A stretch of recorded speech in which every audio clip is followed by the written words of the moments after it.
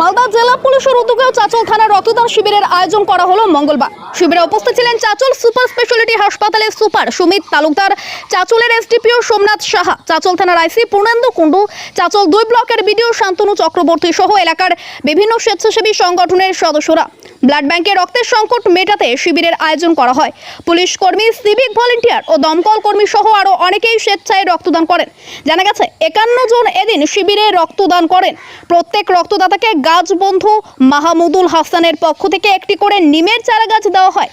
প্রসঙ্গত উল্লেখ্য, ভোটের জন্য এলাকায় দীর্ঘদিন রক্তদান শিবির না হওয়ায় চাচল সুপার স্পেশালিটি হাসপাতালের ব্লাড ব্যাংকে রক্তের সংকট রয়েছে।